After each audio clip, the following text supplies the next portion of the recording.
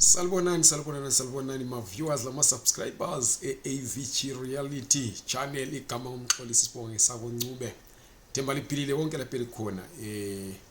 sivela ku weekend namhla kungumvulo ngiyazi ukuthi emsebenzini lapha siyabuya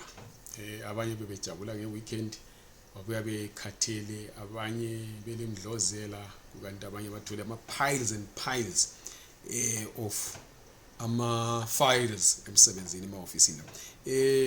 namhlanje ngithe ngizophendula umbuzo othile enguthole ebantwini abalama ZEP abafuna uku-apply in fact ngithi asebe applyele ama waivers lama permits la ukuthi ba-applyele kunye le permit le entsha abakubuzayo ukuthi kulabantu abalezingane ezisesikolo izingane lezi zidinga amaphepha azilamaphepha njengoba ama waiver engakaphumi kumbe ama permits engakaphumi so abantu bayabuza ukuthi kwenziweni ngezingane ikakhulu lezo izingane ebezingela ama ZEP azo ebezibaxeke kubazali so bayabuza ukuthi bathini kunye lezinye ezithe zabakhona za register ezweni labo lokuzalwa njengase Zimbabwe so bayabuza ukuthi benzeni xa ingane lezi sesiyangena esikolweni beziqhubeka nesikolo yumbuzo engizowuphendula usuku la namhlanje ngoba sokube kunengi osekuthe kwakhulunywa mayelana lezingane lezi ukuthi abantu bathi sebebhodiswe lapha lalapha ya bephiwa information engayisiyo kumbe bephiwa information abafika ngale bayitshelwe ukuthi akusiyo eqondileyo kungakho ngingakaqhubekeli phambili ngicela ukuthi li subscribe kule channel li like le video liphinde liyi share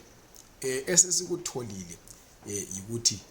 lizakhumbula ukuthi bese sike sathi thina ekuqaleni abantu ngabake beme ama waiver aze aphume bese be-applyela ama permits lawo aze aphume bese be-applyela izingane kodwa kukhanya ke le information la ngingazange iphume kithi kumbe iphume kithi yehlukile la le iVFS esikukhuluma zayo beka futhi kucace ukuthi abantu beVFS labo bakhanya ngani bayaphica lapha lalapha yana ngoba bayakupha information ethi ekhuluma into ethile namhlanje kusasa kuhamba umuntu bafike bemnikeza information ehlukileyo kodwa isesithe sakhuluma labo sakuthola ke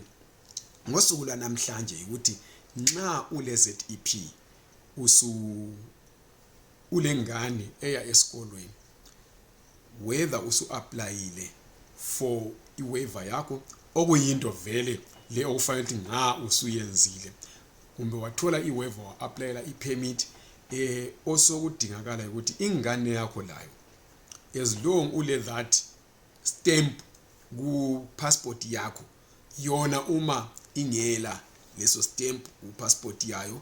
kodwa isesikolo uyifunela incwadi yasesikolo qhubeka ke wena uyi-applyele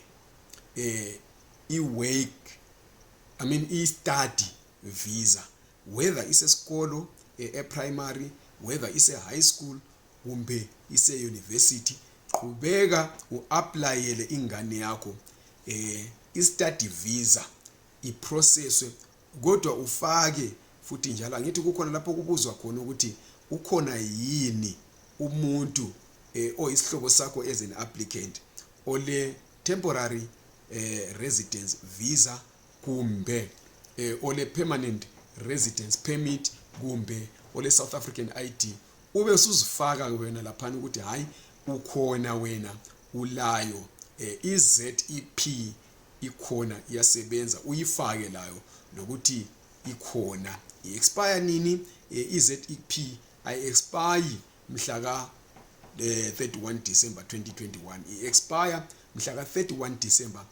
2024 so yikho lapho ufaka khona i-expiry date uthi 31 December 2024 ngoba istem sakho se-ZEP leso laso yikulapho ke expire khona so qhubekani le applyele izingane zenu ama study visa. Kodwa esikolweni ungatholi lokho, uyababonisa that receipt ukuthi usu-applyele ingane and this thing is in process, and kusenjalo nxa yona ibivelile ZEP bayakwazi esikolweni ukuthi hayi ingane yakho vele ile ZEP because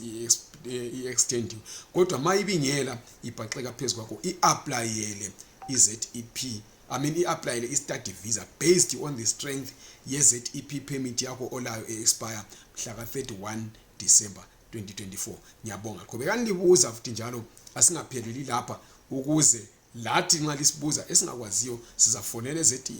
e-VFS sibabuze, kumbe ku-Department of Home Affairs sibabuze, then abasitshela khona sizabuya sizokushare lani. Kodwa okwamanje ngithemba lumbuzo usuphendulekile. Qhubekani ke libuza